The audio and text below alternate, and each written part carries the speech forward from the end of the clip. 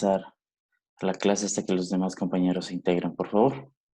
Hasta eso voy a compartir la pantalla de la materia redes de datos. Ya, profe.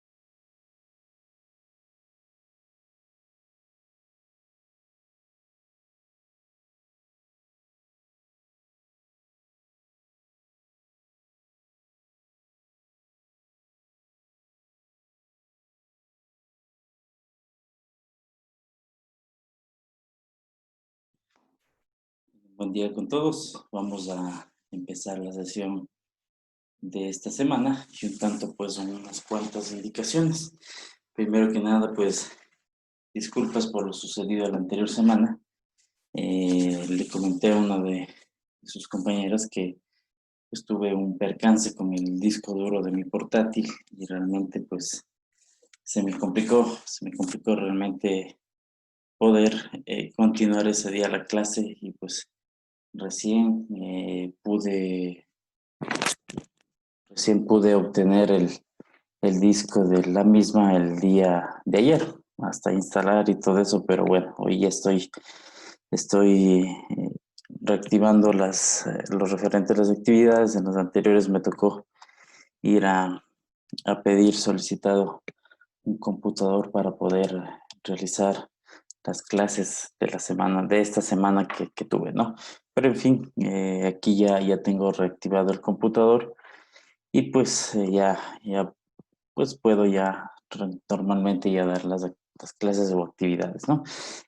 Bueno, en todo caso, pues vamos a tomar en cuenta este tipo de incidentes que hubo con respecto a esto y pues con el objeto principal de que las tareas se van a flexibilizar con respecto a la semana 12, que fue pues obviamente la que hubo el percance. En todo caso, pues no me quedó tiempo para grabar un video, pero le subí el video de los compañeros del paralelo A, que de hecho pues la primera parte tenía lo referente a ISMP, lo que había expuesto en el aula con todo, ¿no?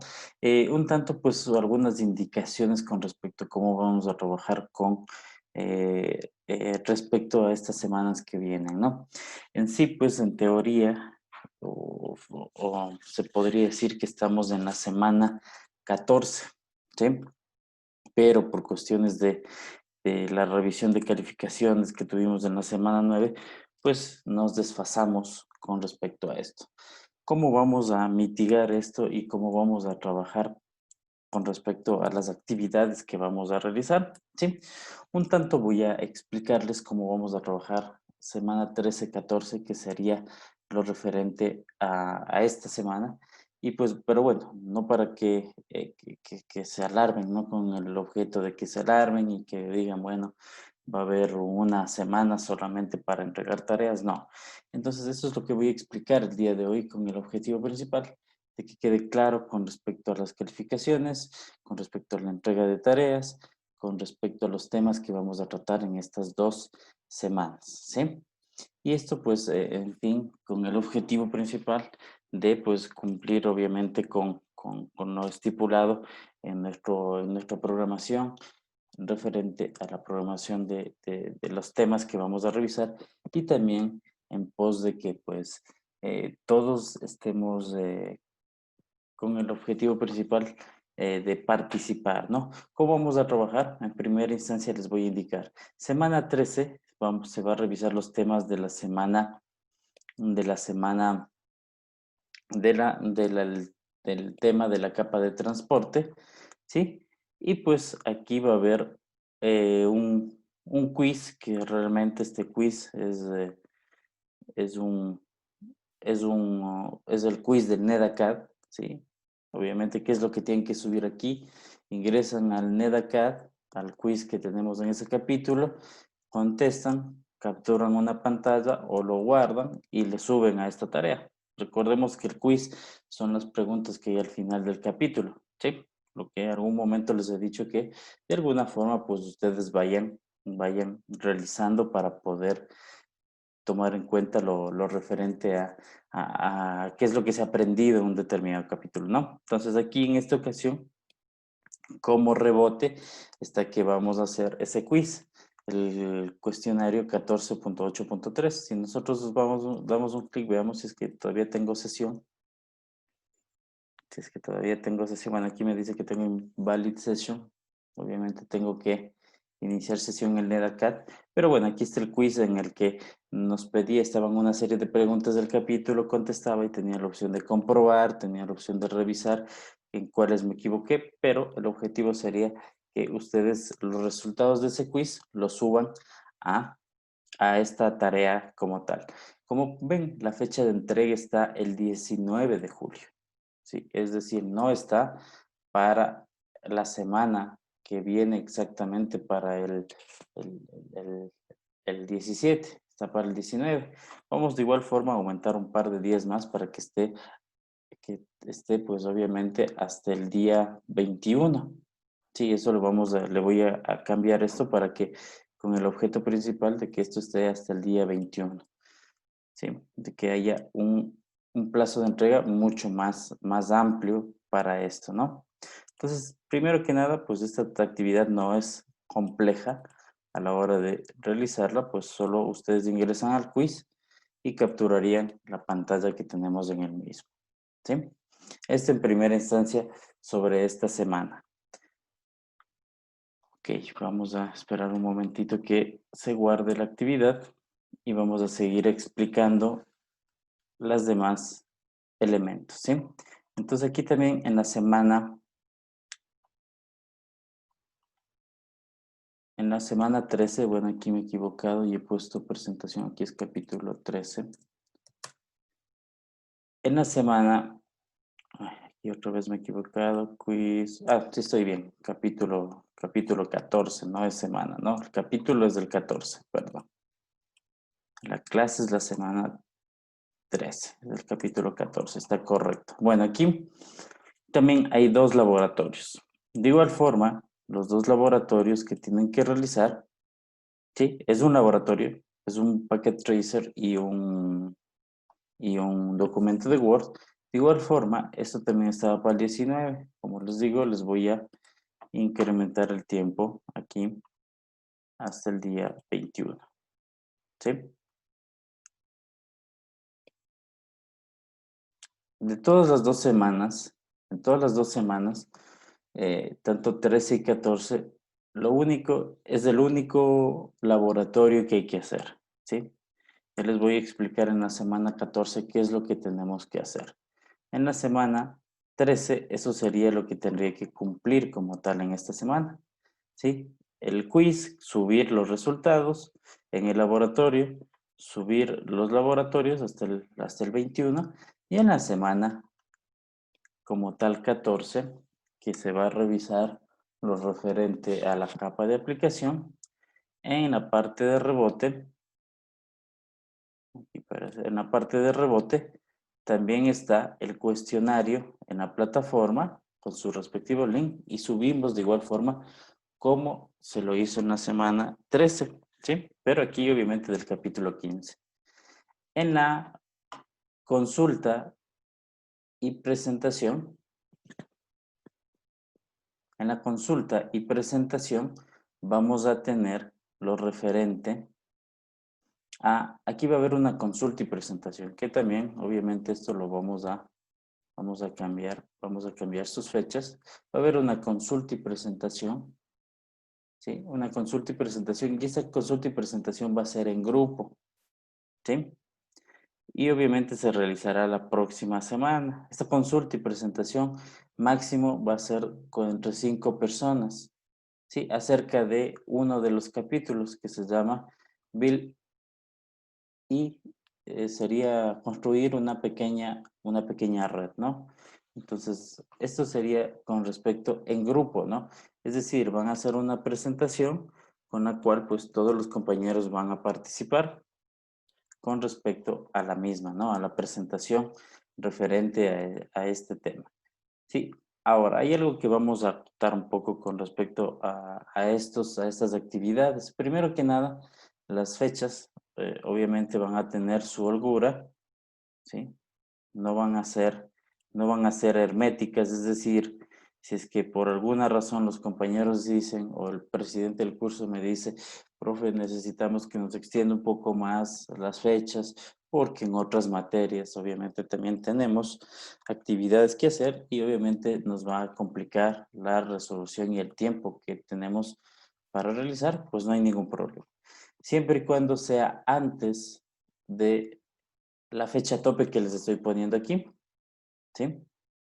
Si es que es antes de la fecha tope, con todo gusto yo les activo para que pueda entregar un poco más tarde, ¿sí? O unos días más tarde. Pero el objetivo principal es de que obviamente se cumpla con estas actividades. Como ven, entre las 2 semanas, el único laboratorio que hay está en la semana 13, no hay ningún otro laboratorio más, ¿sí? Para realizar. Y lo único que hay que realizar es obviamente los quizzes o los test que se podría llamar en español de cada uno de los capítulos de estas 2 semanas, ¿no? Y pues obviamente una consulta y presentación que va a ser en grupo acerca de un determinado capítulo. Ese sería el último capítulo que se va a revisar. De acuerdo con esto, pues se planificaría para la siguiente semana la presentación, pero si es que por cuestión de que son un grupo grande, no avanzarían a presentar, pues también se lo haría en las primeras horas en los primeros minutos, más bien dicho, de la semana 16.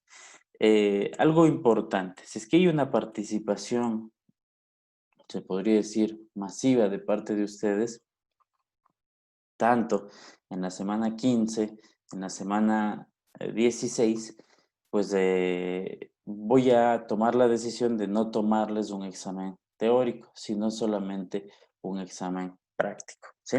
En donde se realiza elementos que se ha visto aquí, desde la parte de BLCM, construir una red y aplicar ciertos elementos con respecto a la topología de una red, ¿sí? No sé si está ahí alguna pregunta, inquietud, observación, objeción con respecto a lo que les acabo de mencionar. Profe, la semana 12, eh, creo que había un deber hasta el día de ayer. Así es. Y era del tema, creo que, o sea, la ICMP. verdad, sí, o sea, sí se me hizo un poco complicado. Yo subí lo que pude, pero no sé si por ahí nos puede dar unos 2 días más para mejorar ese deber. No se preocupe. De igual forma, pues como les dije, no hay tampoco el hermetismo de decir si no se cumplió esa fecha, pues no se va a hacer. Sería, eh, me parece que este de aquí, que dice el compañero, y vamos a ampliarle hasta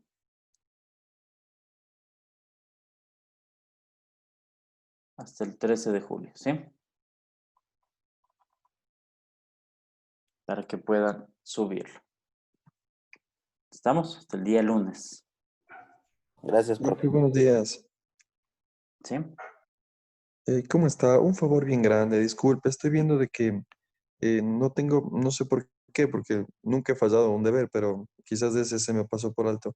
Estoy viendo de que no tengo subido laboratorios capítulo 11 y 12 para el OBIC. Esto estoy viendo que se ha cerrado hasta el 3 de julio. De El pronto tal vez nos 11, podría el 11 y permitir, 12. ¿le parece? ¿De qué ¿Sabe qué? semana? Sí, está en semana 11, dices laboratorios capítulos 11 y 12. Se me hace bien raro porque todos los deberes he subido, pero de pronto tal vez es...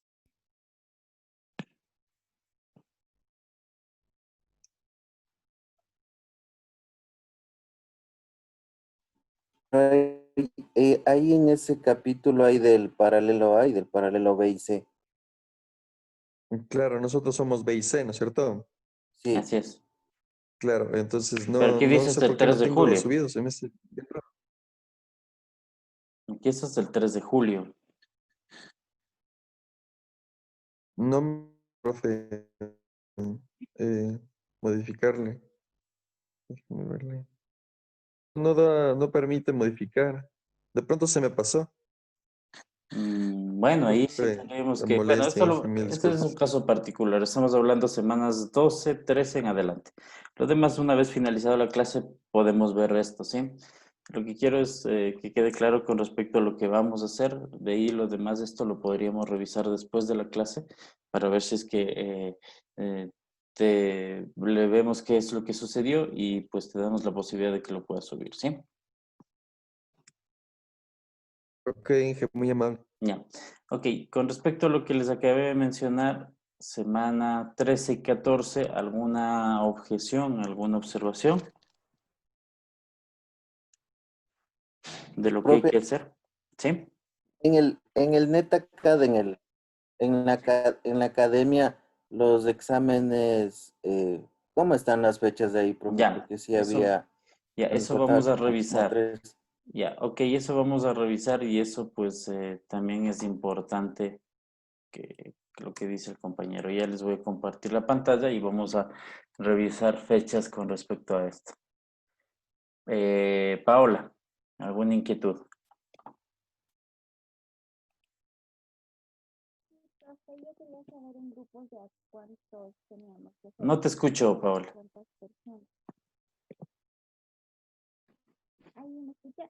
No, está muy bajito, bien bajito, casi no se te escucha muy bien. Allí, Ahí un sí, poco mejor. sí, ahí. eh, sí, ¿que cuántas personas vamos a hacer el grupo? ¿De cuántas personas tenemos que La idea es exponer? máximo 5 personas. Ya, ya, profe. Sí, ahí puede ser en afinidad, los que se conozcan, de preferencia para que realicen esta actividad. A ver, ya les voy a compartir la pantalla del NedaCAD para que puedan ver cómo están las fechas, ¿no? En el NedaCAD, pues, se va a activar lo referente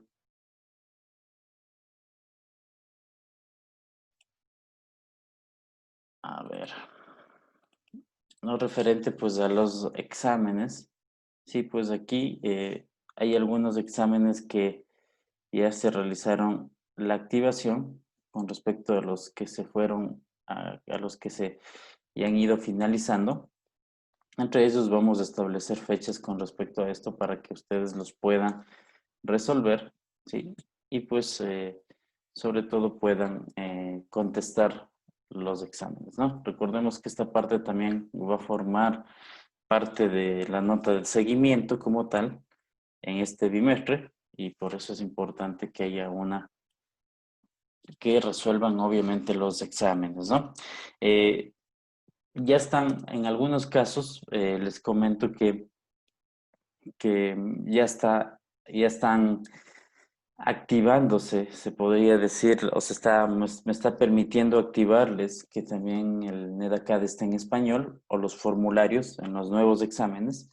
Parece que ya la parte de Cisco están liberando o traduciendo algunos de los cursos, estos últimos del CCNA 7 en este caso en español. Entonces, yo he tratado de también ponerles de que el examen o que el formulario del examen también les aparezca en español. ¿Sí? Ok, entonces, primero que nada, aquí tenemos algunos exámenes a realizar, los disponibles. Está, por ejemplo, el examen de Network Application, que sería el último que tenemos, o veamos aquí cuál sería el Network Application del 14 al 15. ¿Sí? Que este momento les voy a poner que les vamos a activar hasta el 22 de julio, ¿sí? 2 semanas.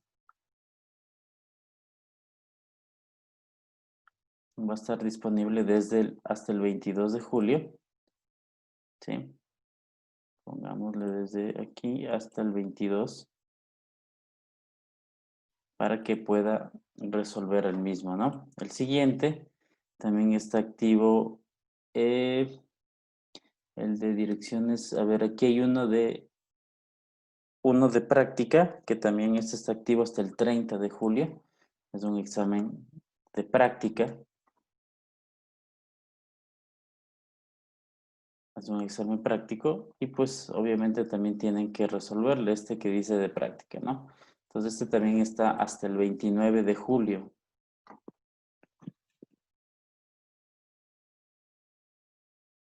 Está hasta el 29 de julio. Entonces aquí está activo este de práctica hasta el 29 de julio se va a activar, ¿no?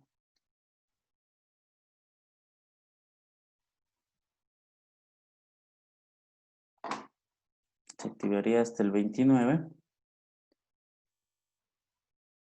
Y también vamos a activar algunos exámenes anteriores, ¿sí? El objetivo principal es de que pues los exámenes anteriores que tenían, pues vamos a irlos activando de pronto una semana o unos días.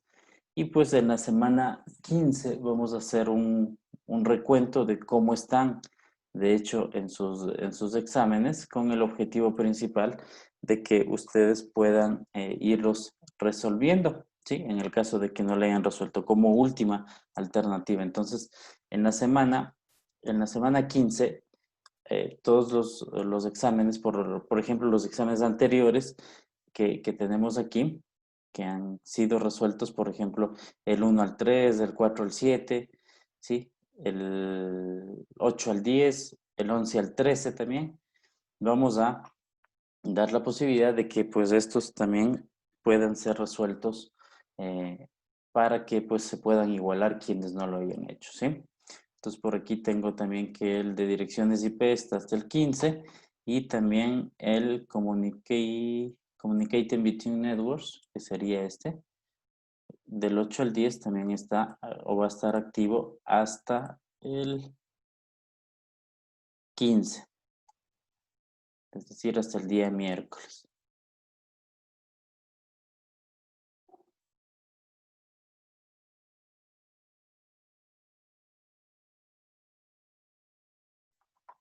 Entonces aquí estaría desde hasta el día miércoles, ¿no? No sé si es que ya le voy a revisar bien, de pronto no, que no me haya equivocado las fechas, que a veces este asunto del NEDA cada vez me pone un poco las fechas y por eso a veces no se activan, pero bueno, ya le voy a revisar bien. Pero estos serían los exámenes que se van a activar. Bueno, el penúltimo, que sería hasta el 22 de julio, las prácticas hasta el 29 de julio, el de IP hasta el 15 y el de Between Networks, Communication Between Networks, hasta el 15 también. Entonces esos voy a verificar que obviamente estén en las fechas adecuadas antes de que tengamos algún inconveniente. Bueno, aquí dice julio, julio, julio. Sí, todos están en julio, ¿no? Y nos quedaría este último examen que lo activaríamos la siguiente semana. ¿Sí? Aunque también de una vez ya voy a ver si activo todos para que queden hasta el fin de mes los exámenes a su realización, como este examen que tenemos de práctica que estaría aquí. ¿Sí?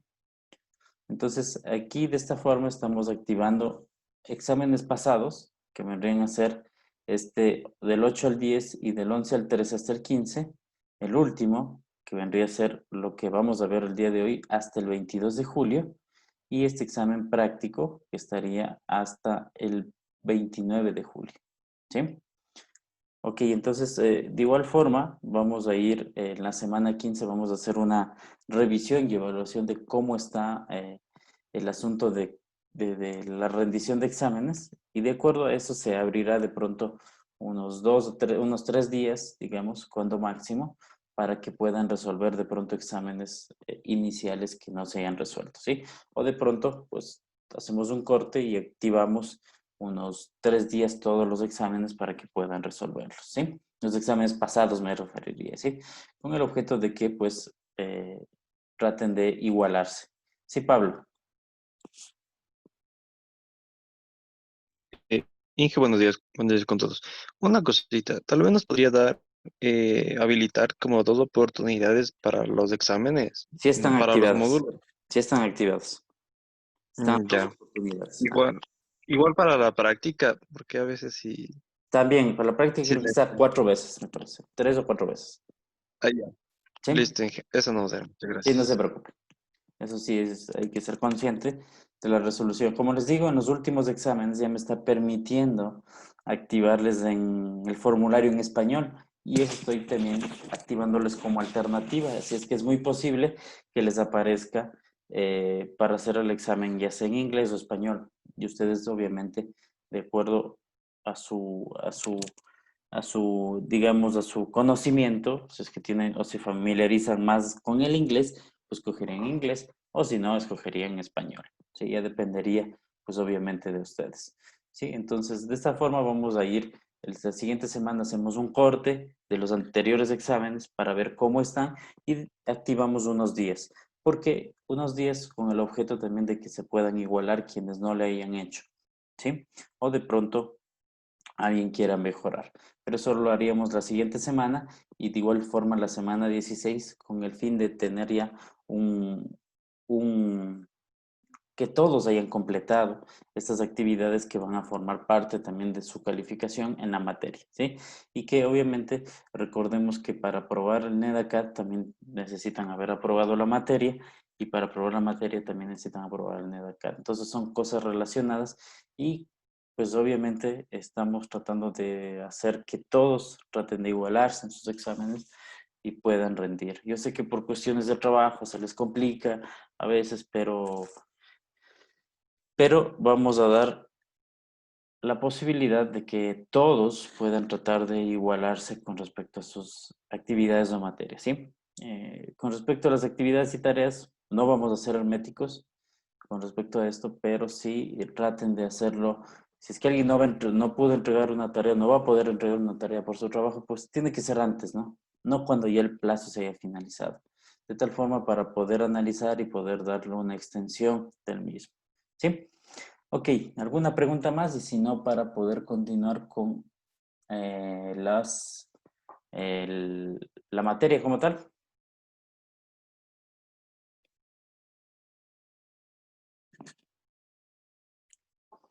Ok, vamos a empezar entonces con la materia. Vamos a revisar la capa de transporte y sus principales elementos que obviamente forman parte de, pues, de esta parte de el modelo de redes que nosotros manejamos, ¿no? Entonces, algo muy importante, los objetivos que vamos a tratar con respecto a la capa de transporte, sobre todo, es muy importante que pues en la capa de transporte se verifique lo referente a pues ciertos aspectos que la misma maneja. La capa de transporte tiene como propósito darnos la posibilidad de ser un nexo para comunicar las capas inferiores con la capa superior o las capas superiores, que en este caso pues vendría a ser nuestra capa de aplicación. Entonces es importante sobre todo tomar en cuenta este tipo de elementos.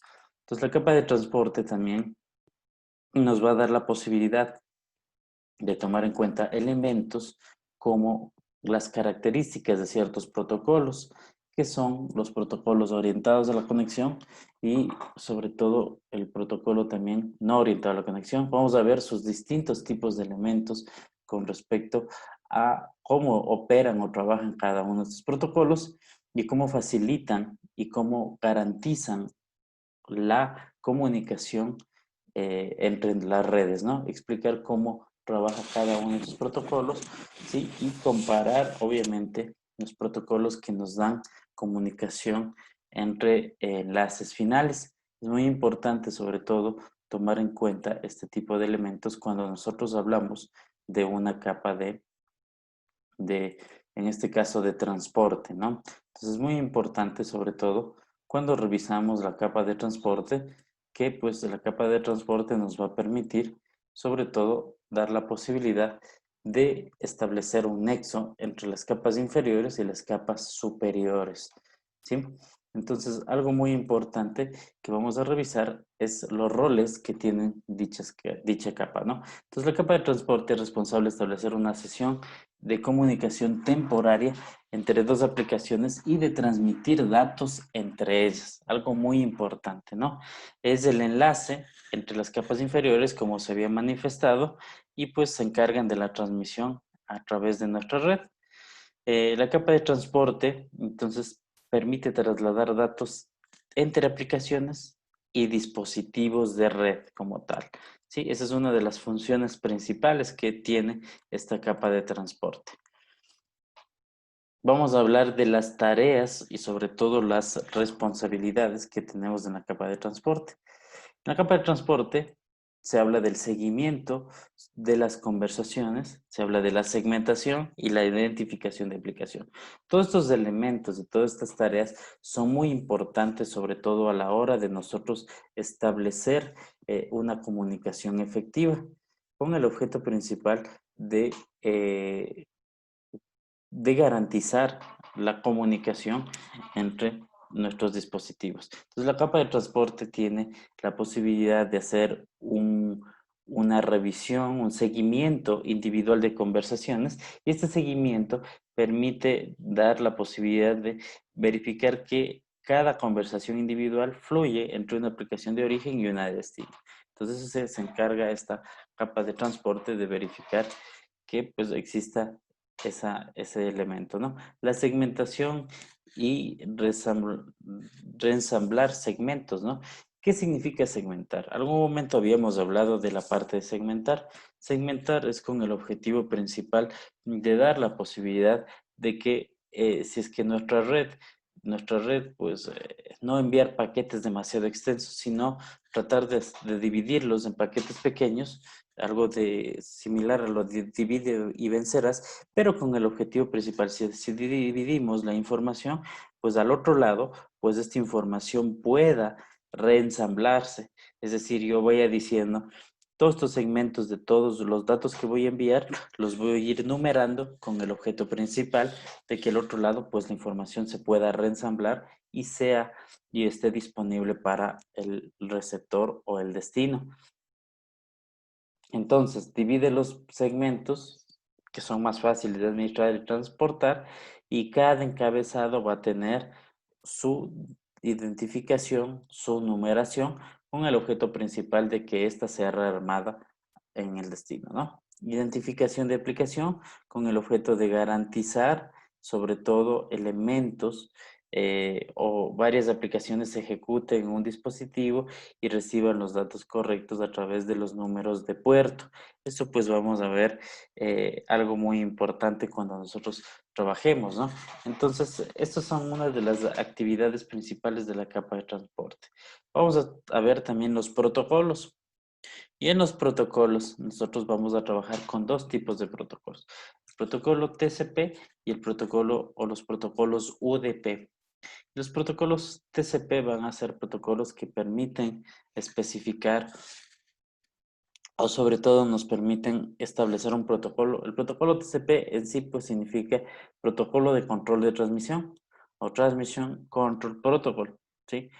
Eso significa TCP y es considerado confiable, asegura que los datos lleguen a su destino y los campos adicionales y necesarios en el encabezado aumentan el tamaño y la demora, ¿no? Entonces, obviamente, este protocolo a su vez da la posibilidad de ser un protocolo seguro y confiable, pero a su vez también para evaluar la confiabilidad y los datos que estoy enviando entre un lugar u otro, pues lo que hace es tratar de reducir o tratar de aumentar cierto tipo de validaciones, y esto hace que el protocolo maneje o envíe más información.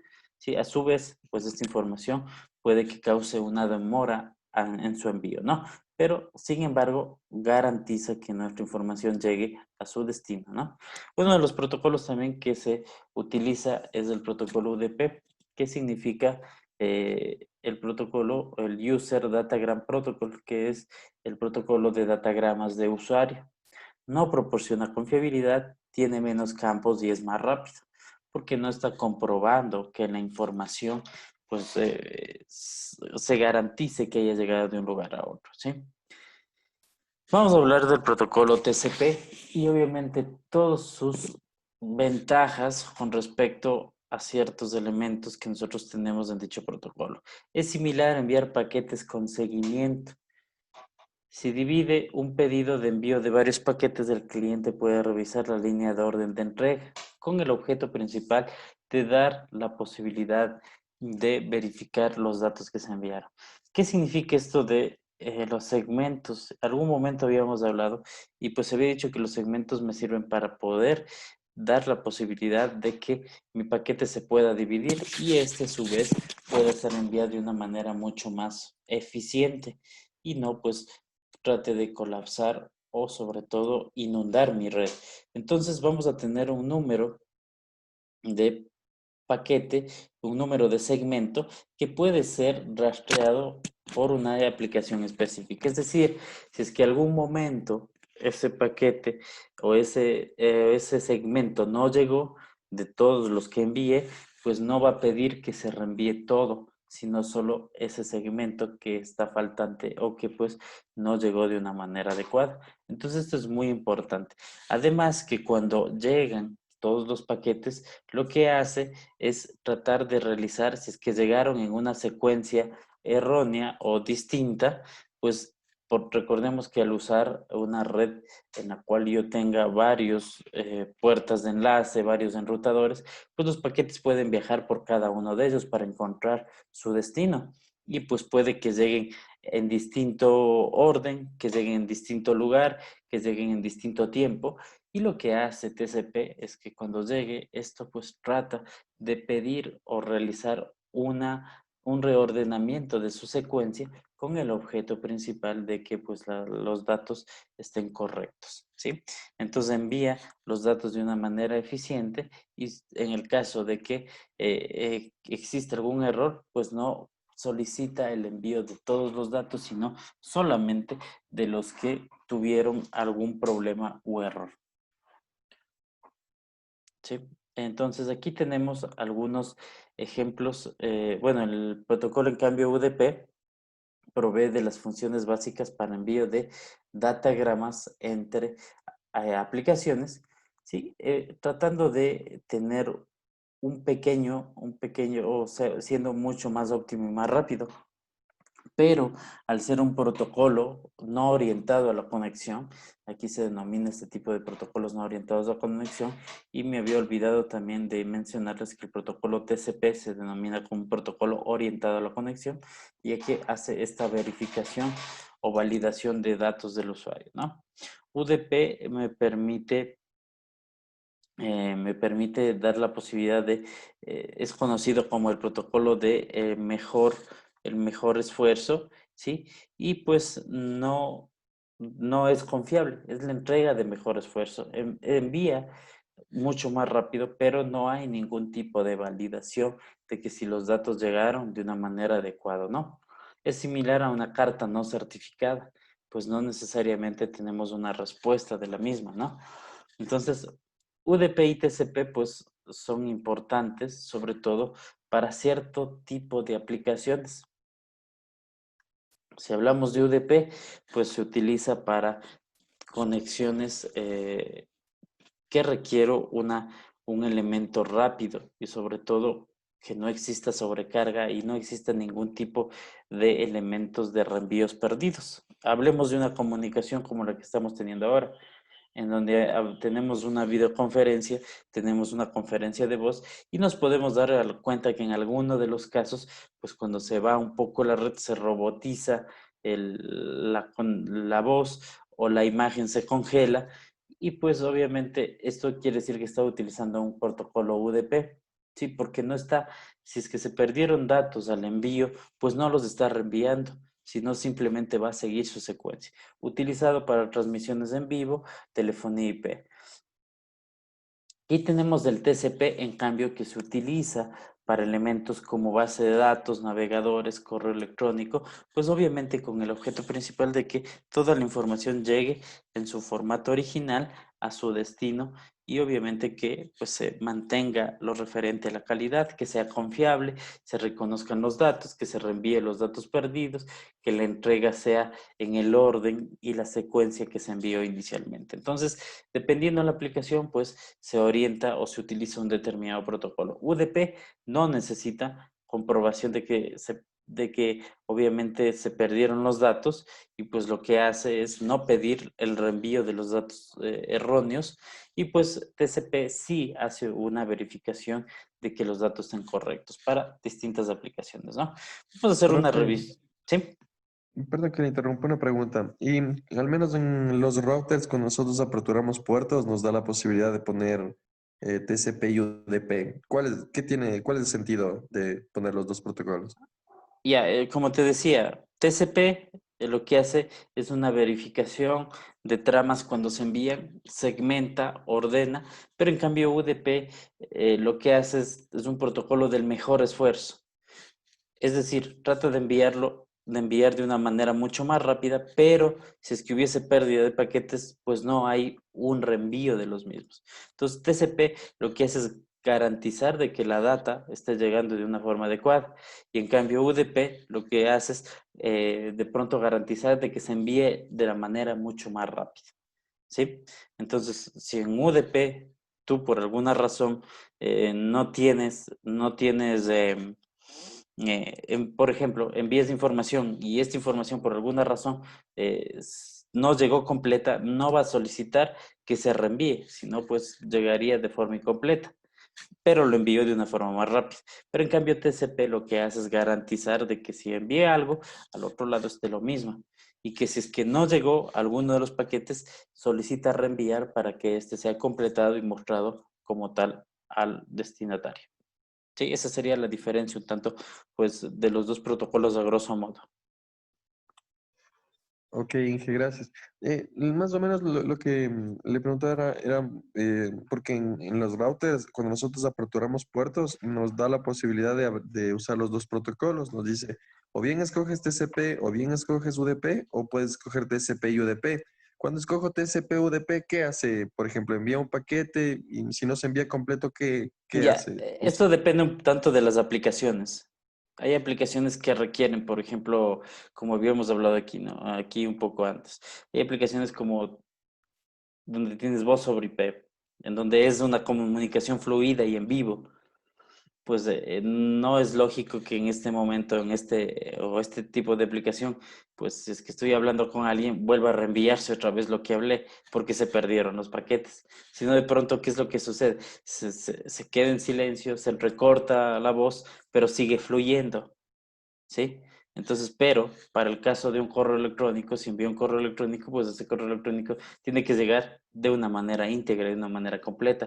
De igual forma, una página web tiene que entregarse de una manera completa. Entonces, dependiendo de la aplicación, pues se utiliza este tipo de protocolos. Y lo que hace tu router realmente al escoger TCP/UDP es dejarle al router que decida de acuerdo a la aplicación, a que seleccione cuál es el protocolo que más se adapta a la misma. Ah, buenazo, profe, gracias. Ok, vamos a ver algunas características del TCP un poco más a detalle y cómo realiza el establecimiento de sus elementos como tal. ¿Sí? Entonces, TCP me permite tener elementos de ciertas características con respecto a ciertos elementos. Las características primero, tenemos un establecimiento de sesión, tenemos que garantiza una entrega confiable, que provee de un mismo orden de entrega, ¿sí? Y tiene un soporte al control de flujo. ¿Qué significa el establecimiento de sesión? Que es un protocolo orientado a la conexión, garantiza que la aplicación esté lista para recibir los datos, negocia, ojo, esto es bastante interesante, negocia la cantidad de tráfico que se puede reenviar en un momento determinado. Es decir, dependiendo del medio y dependiendo del destinatario, va a negociar cuál es la cantidad de tráfico que puede enviar y de acuerdo a eso se va a hacer una segmentación de sus datos. Tiene una entrega confiable, es decir, que asegura que cada segmento que se envíe llegue a su destino y pues obviamente si se segmentó la entrega en el mismo orden, va a tener una numeración y secuencia que va a garantizar que al otro lado, cuando llegue la información, ya sea en distinto orden, el TCP va a rearmar los datos o va a rearmar dicha secuencia para que los datos tengan de hecho sentido, de que sea la información que yo envié inicialmente. Y el control de flujo que regula la cantidad de datos que transmite desde una determinada fuente. Eso en sí, pues, vendrían a ser algunas de las características, o de hecho las características principales que tiene del protocolo TCP. Vamos a ver el encabezado. Es muy importante sobre todo tomar en cuenta con respecto al encabezado qué tipo de elementos que nosotros tenemos en el encabezado. Vamos a tener el puerto de origen. Es importante el source port que nos permite tener nuestro puerto de origen. Y pues el puerto de origen y destino se utilizan para identificar la aplicación. Es importante que vamos a tener un conjunto de puertos que nos van a indicar qué números son destinados para TCP, qué números son destinados para UDP. El número de reconocimiento también es importante, que indica los datos que se han recibido y están listos para el siguiente byte que tengo de origen, ¿sí? Vamos a tener el número de secuencia. También nos permite para poder rearmar los datos como tal. La longitud del encabezado, que es importante para determinar el tamaño de los datos que estoy enviando. Los bits de control, que me permiten y tienen el propósito y función de un segmento TCP para controlar nuestros datos. El tamaño de la ventana, es decir, la cantidad de los datos que se pueden aceptar por vez. Esto obviamente previo a una negociación que hace TCP. El checksum, que también es un campo bastante importante y que determina sobre todo y utiliza la verificación de errores para verificar que los datos estén correctos, ¿sí? Tenemos el urgente también, que ya vamos a revisarlo, y algunos elementos más que vamos a irlos revisando a continuación. Revisemos los demás elementos de TCP. Vamos a ver las características un tanto, bueno, aquí están especificados los campos, ¿sí? El urgente, que me permite contener datos, indicar que los datos son urgentes a la hora de ese envío, es decir, establecer una prioridad de los datos. Esto obviamente lo hacen las aplicaciones. Las aplicaciones van a ser quienes, en función de su prioridad y en función de que exista una configuración de calidad de servicio, pues establecen esta prioridad o establecen que es urgente el envío, ¿no? Entonces es importante sobre todo tomar en cuenta estos campos TCP que son tomados en cuenta. Como nos podemos dar cuenta, tenemos alrededor de, si no me equivoco, tenemos alrededor de 20 bytes, ¿sí? Contando todos los elementos que tenemos aquí. Aquí hablamos de bits, ¿no? En algunos casos, pero tenemos 20 bytes de la cabecera. Es una cabecera bastante grande y sobre todo que nos permite tener la posibilidad de validar, verificar información con respecto a TCP, ¿sí? Vamos a ver algunas de las aplicaciones que utilizan TCP. Tenemos el HTTP, que de hecho tiene la posibilidad de utilizar TCP con el objeto principal de que la información que estoy enviando pueda ser descargada. El FTP, que me permite tener la posibilidad de tener un elemento importante a la hora de la transferencia de archivos, ¿sí? En donde yo inicio una sesión y pues establezco la misma para poder descargar un determinado archivo.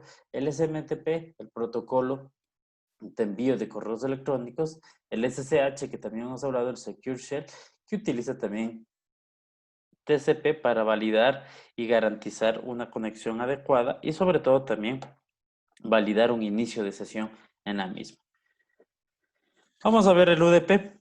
El UDP también tiene características como que los datos se reconstruyen en el orden que fueron recibidos, ¿sí? Y pues los segmentos perdidos no se vuelven a enviar, no hay un establecimiento de sesión. Hablando de sesión, hablamos del anterior, ¿no? Si tenemos una sesión para SSH, nosotros establecemos una sesión. Para FTP establecemos una sesión. Entonces acá no hay un establecimiento de sesión, ¿sí? No informa al emisor sobre la disponibilidad de recursos, es decir, que no hay una negociación previa de la información, y esto pues a su vez puede causar, de hecho, inconvenientes a la hora de enviar, ¿no? La cabecera, como podemos ver, es mucho más pequeña que la cabecera que nosotros tenemos en TCP, el puerto de origen, puerto de destino, longitud, y de pronto un chequeo de errores, pero no hay una verificación, no hay una segmentación. Requiere solo 8 bytes y es bastante pequeño para el envío con respecto al otro que tenía 22 bytes. Algunos de los elementos, lo que hace es verificar el checksum, sobre todo una verificación de errores del datagrama y de los datos a la hora de enviar, pero obviamente no hay una segmentación, que a la vez es muy importante e interesante cuando pues tenemos redes que tienen distintos tipos de recursos, de pronto anchos de banda. Aplicaciones. que usan UDP, podemos tener transmisiones en vivo, podemos tener elementos como DNS, DHCP, que son utilizados para lo referente a la resolución de nombres y pues la entrega de paquetes de direcciones. Tenemos también protocolos como el TFTP, que es un Trivial FTP, en el cual no requiere autenticación. El SNMP es un protocolo de administración de redes. Voz sobre IP, conferencias que son utilizadas sobre todo para el envío, obviamente, y sobre todo el streaming de video, ¿no? Entonces hay algunos casos, pues, en los que pues, sobre todo, establece un elemento como los mencionados, ¿no? Entonces, importante, vamos a ver los números de puerto. ¿Por qué es importante los números de puerto y cómo funcionan tanto en TCP y también UDP? Vamos a tener en TCP y UDP vamos a hablar de los puertos de origen y destino. No necesariamente se utiliza el mismo puerto de origen y el mismo puerto de destino, ¿sí? Y esto está asociado y originado desde el inicio de una comunicación en el cual pues el puerto de destino está asociado, o un puerto de destino está asociado con la aplicación del elemento de destino remoto, que en este caso pues puede ser nuestro aplicativo, ¿no? Los usuarios en las comunicaciones pues nos hablan del puerto de origen y el puerto de origen es el generado de forma dinámica por el dispositivo emisor. Y el puerto de destino informa al destino el servicio que estoy solicitando. Si hablamos de un ejemplo, el puerto HTTP, por ejemplo, un HTTP utiliza el puerto 80 de origen, ¿sí? Y pues el puerto 80 me permite establecer o escuchar las solicitudes que se hacen, sobre todo con respecto a realizar las peticiones para este caso, como tal, el HTTP, ¿sí? Vamos a hablar también de elementos bastante importantes con respecto a los puertos, que es los pares de socket. Aquí hablamos de un socket. Un socket es la unión, ¿sí? Un socket es la unión de una dirección IP con un puerto, ¿sí? A eso se denomina un socket. El puerto origen y destino se incluyen en un segmento y los segmentos se encapsulan en el paquete IP sobre todo. Y un puerto o un socket va a ser la unión de una dirección IP, que en este caso puede ser de destino, y pues el puerto al que estoy tratando de realizar una petición de información. Entonces los sockets se pueden distinguir mediante múltiples procesos y pues un puerto de origen actúa como una dirección de retorno. Es importante que los sockets, como podemos ver aquí, si nosotros tenemos un socket, aquí podemos darnos cuenta en donde tenemos un origen y un destino que van asociados, ojo, a una dirección IP. Entonces, dicho puerto de origen y destino va asociado a una dirección IP y esto se le conoce como un socket. Entonces, cuando nosotros hablamos, aquí podemos tener que el cliente establece una petición con una dirección IP y un puerto de origen. Y el servidor establece una escucha o establece una comunicación con una dirección IP y su puerto de destino. Esto es conocido como un socket. Es muy utilizado sobre todo en las comunicaciones que nosotros tenemos en TCP/IP. Por lo general, vamos a tener un conjunto de puertos, un conjunto o grupos de puertos. Muy importantes, los puertos conocidos, los puertos registrados y los puertos establecidos como dinámicos o privados. Los puertos conocidos son los puertos reservados por las aplicaciones y servicios más comunes. Ejemplos, web browser, clientes de email, acceso remoto, hablemos de transferencia de archivos, envío de correos, ya hablamos, y definen estos puertos como, se definen estos puertos como aplicaciones de servidor y permiten habilitar a los clientes para habilitar una fácil identificación y una asociación a un determinado servicio.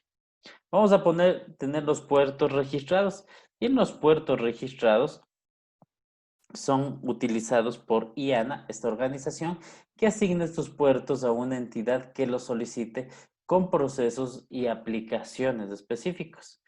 Aquí estarían desde el 1024, ¿sí? Desde el 1024 hasta el 49.151, ¿sí? Estos procesos que asigna esta organización para una determinada aplicación específica. Y también tenemos los puertos dinámicos, o también conocidos como privados, que por lo general son utilizados por un determinado sistema operativo y que obviamente son utilizados por el cliente y los asigna dinámicamente a un cliente y utiliza para identificar la aplicación durante la comunicación.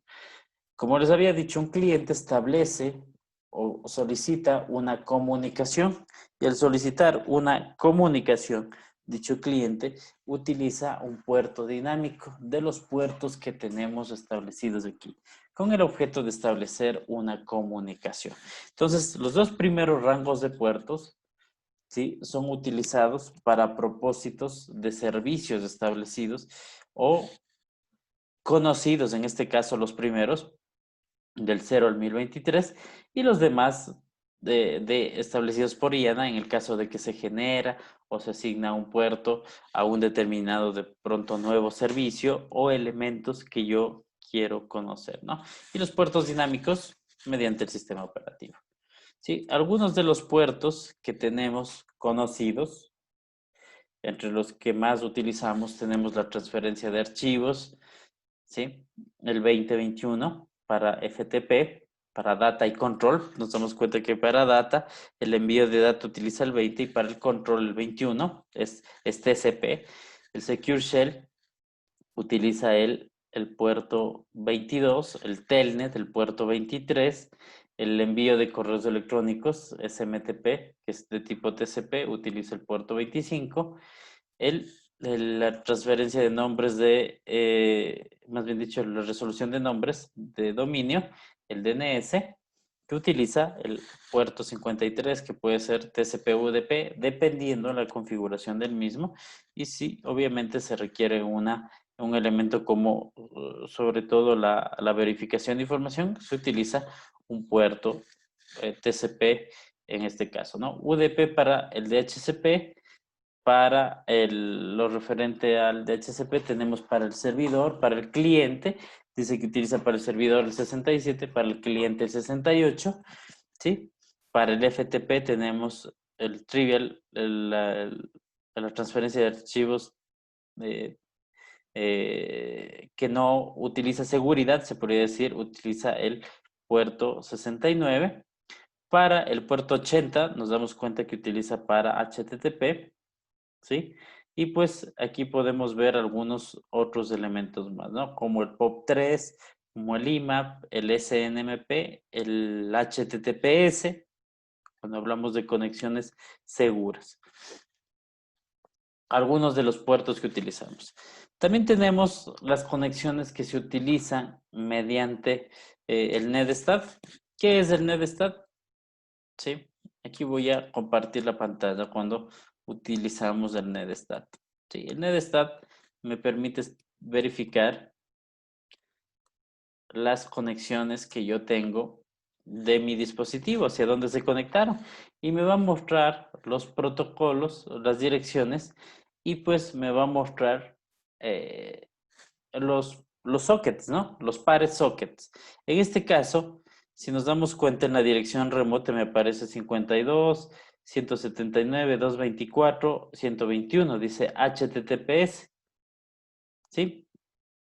¿Qué puerto era el HTTPS?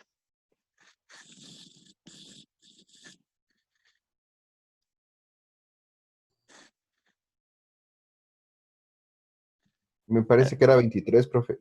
443 era de lo que vimos, ¿no? Entonces el NetStat me permite mostrar las conexiones, como podemos ver, de origen local con su puerto, la dirección IP que es la local, con su puerto de origen de la dirección local es dinámico y obviamente con la dirección a donde quiero conectarme, ¿no?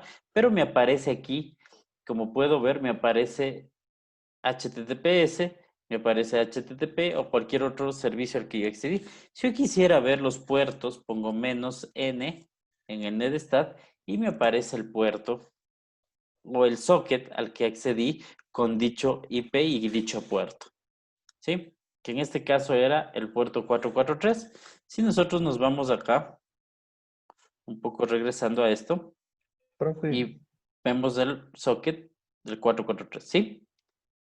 disculpe una duda.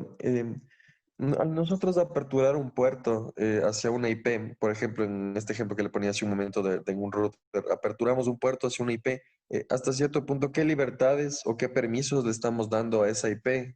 ¿Qué accesos? Ya, hay ciertos elementos como equipos perimetrales, como un firewall, que si es que tú no das permiso a un determinado puerto para poder acceder, él lo va a bloquear. Por defecto va a bloquear todos los puertos por seguridad, ¿sí? Entonces, si tú quisieras dar acceso a un determinado puerto, primero ver las implicaciones, porque es necesario dar acceso a un determinado puerto. ¿Sí? Y obviamente si voy a dar acceso a un determinado puerto, debo tener la posibilidad de que en mi equipo perimetral, como un firewall, yo le permita dar la posibilidad de que éste pueda permitir el tráfico sobre sobre ese puerto, ¿no? En algunos casos, pues lo hacen por seguridad y depende mucho si es que la información que voy a pasar por ese puerto es segura, ¿no? Entonces ahí ya depende mucho, sobre todo las reglas de mi negocio, si es que yo creo conveniente que los datos que voy a pasar por ese puerto son seguros, de que se va a encriptar la información y cosas como esas, ¿no? Si no puedo generar, al abrir un puerto, puedo generar un hueco de seguridad. Sí, y es por eso que algunos, ahí ya depende de la aplicación que yo voy a activar, sobre todo. Entonces, ya depende de la aplicación que maneje de pronto la encriptación punto a punto y elementos como estos. Pero si es que mi aplicación a la que voy a aperturar o asignar un determinado puerto no tiene esas garantías, entonces es mejor tratar de no activar ese puerto, porque puede que por ahí o por ese puerto pues esté dejando una puerta abierta para que puedan ingresar a mi red y obviamente realizar algún ataque. Por lo general los routers realizan este tipo, los routers que digo, los firewall, realizan este tipo de análisis, ¿no? Y si yo quiero abrir un puerto, pues obviamente tengo que crear una regla de quién va a poder acceder a ese puerto para garantizar sobre todo mi seguridad en mi red. ¿Sí quedó un poco más claro? Ok, profe, muchas gracias. Listo. Entonces, esto con respecto esto con respecto a lo que habíamos visto del NetStat, sí, bastante interesante. Si pongo "-n", me sale el socket, ¿no? Con su puerto de origen y obviamente su puerto de destino. Sí, aquí nos damos cuenta que la dirección está por el 50.000, sí, que sería una dirección dinámica de la que obviamente yo escogí, de la que yo pues, a ver, cambiémonos la presentación, de la que yo había indicado que es de tipo dinámica, ¿sí? Aquí donde indicaba las direcciones dinámicas o privadas que son escogidas por el sistema operativo para establecer una determinada conexión, ¿no? Entonces, esto es importante sobre todo tomar en cuenta, ¿no? Vamos a ver cómo es el proceso de TCP y cómo de hecho realiza la comunicación para poder establecer ciertos elementos, ¿no? El proceso de TCP es bastante interesante. Entonces, cada aplicación ejecuta un proceso en el servidor y pues usa un puerto, un número de puerto para poderse comunicar. Un servidor no puede tener dos servicios asignados a un mismo puerto. Y eso es una regla, ¿no? No puedo tener el puerto 80 asignado a FTP y HTTP. No, no hay como eso, ¿no? Entonces va a tener asignado un puerto para cada servicio. Y el servidor asigna un puerto específico al cual va a realizar o abrir a la comunicación. Y este proceso va a requerir de segmentos como un socket para poderse comunicar, ¿no? Cada cada petición del cliente, ¿sí? Es utilizada mediante un socket, ¿no? ¿Qué era un socket? Era la posibilidad de tener una dirección y un puerto, la cual, pues, si es que no tengo esa petición mediante un socket, es decir, una dirección de origen y una dirección de origen con su puerto, o la petición de un puerto, pues el servidor de aplicación no va a aceptarlo, ¿sí? Y para eso se creó también otra parte del proceso, es la parte de comunicación en en tres vías, ¿sí? Y la comunicación o el establecimiento de la comunicación o este proceso de la comunicación de TCP, pues funciona de esta forma, ¿no? Uno, el cliente va a solicitar una sesión de comunicación al servidor. En el paso 2, el servidor reconoce y pide una sesión con el cliente. El paso 3, el cliente reconoce la sesión de comunicación con el servidor. ¿Sí? Estos datos son utilizados para poder establecer una comunicación entre origen y destino.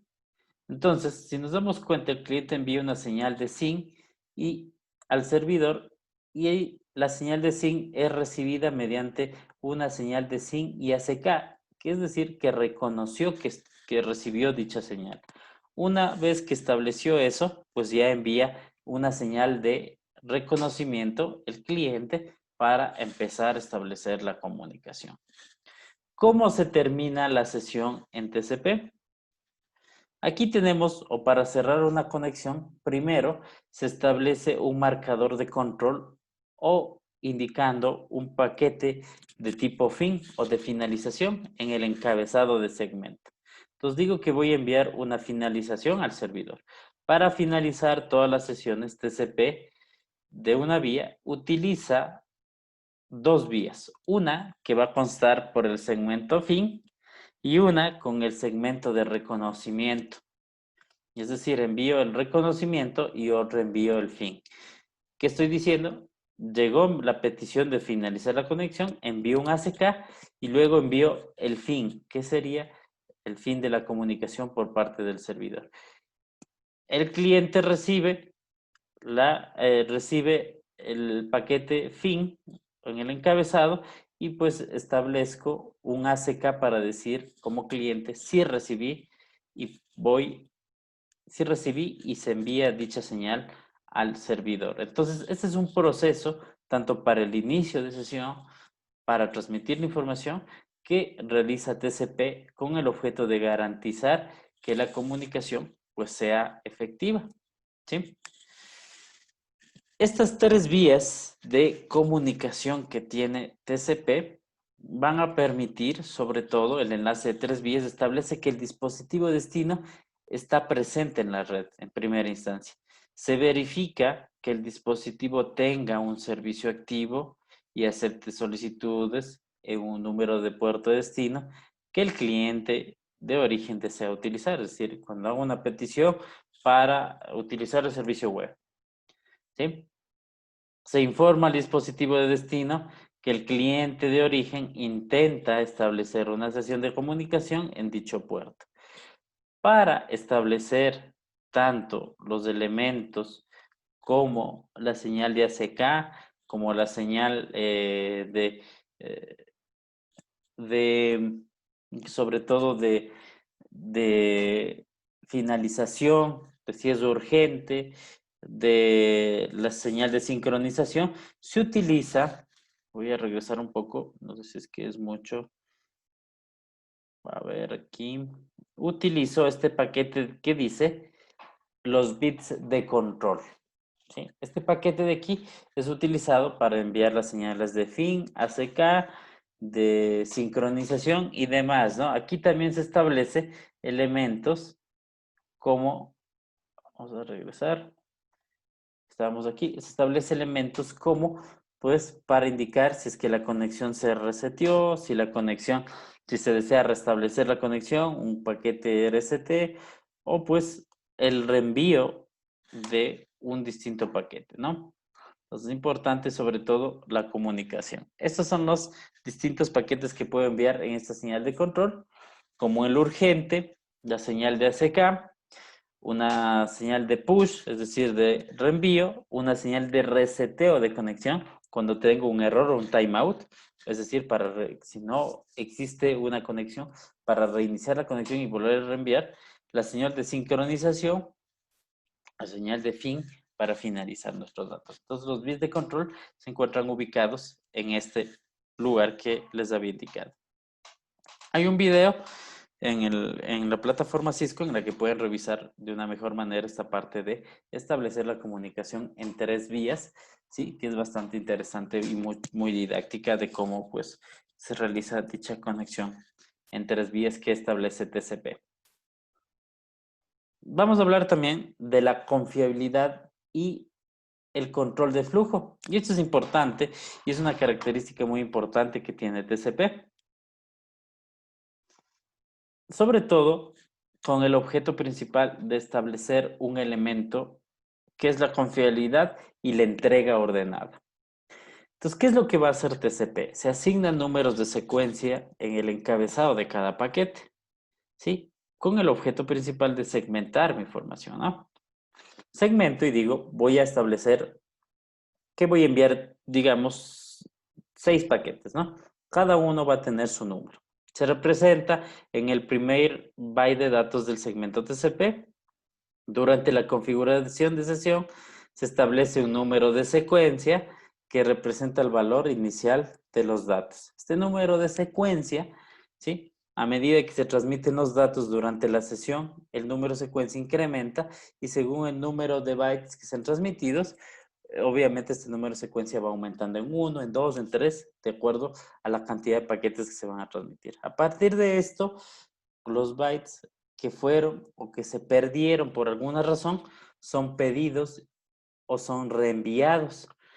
O pues a su vez, como nos damos cuenta que puede tener distintos caminos o distintas rutas para poder llegar, pues a la hora de llegar al destino pueden llegar en desorden. Y pues el protocolo TCP tiene la posibilidad o tiene la característica más bien de ordenar los paquetes para que estos puedan ser representados y sobre todo puedan ser interpretada la información de una manera adecuada, tal y como se envió inicialmente. ¿Sí? También hay un video que permite mostrar cómo se hace la secuencia de números de una forma bastante gráfica. Vamos a hablar de la confiabilidad y los datos perdidos y cómo realiza la retransmisión, que también es bastante interesante. ¿Sí? Entonces, la retransmisión, si es que alguno de los paquetes por alguna razón no fue enviados, pues lo que hace, fijémonos, hace una señal de ACK y solicita qué paquetes no fueron enviados por alguna razón. ¿Sí? Y obviamente, si es que no fue enviado, provee de una administración de qué segmentos fueron perdidos y establece un mecanismo de decir que esos datos no fueron reenviados para que el origen vuelva a reenviar los datos perdidos. De tal forma que nosotros tenemos la posibilidad de que esos datos lleguen de una manera adecuada. Entonces, TCP verifica cuando llegaron los datos y si es que alguno de los de la secuencia no está presente, pues va a pedir un reenvío de ese paquete para que este pueda ser o este segmento pueda ser armado con respecto a la data total, ¿no? Entonces, esto es lo que hace TCP. Entonces, típicamente, pues envía una señal SAC en donde envía o indica el paquete de tipo SAC, en donde indica qué elementos faltan o elementos no fueron incluidos para que estos vuelvan a ser reenviados por parte del origen. Hay un video también en el capítulo 14 en el de NACAD, donde pueden ver la retransmisión de datos, cómo se realiza de una forma mucho más gráfica y didáctica, ¿sí? Vamos a tener algo bastante interesante. Hablábamos de que TCP hacía una negociación previa para establecer la cantidad de datos que voy a enviar. Es decir, se va a hacer una verificación del medio y de acuerdo a esa verificación del medio se va a revisar cuál es la cantidad máxima de datos o el MSS que yo puedo enviar. Y esto es bastante interesante.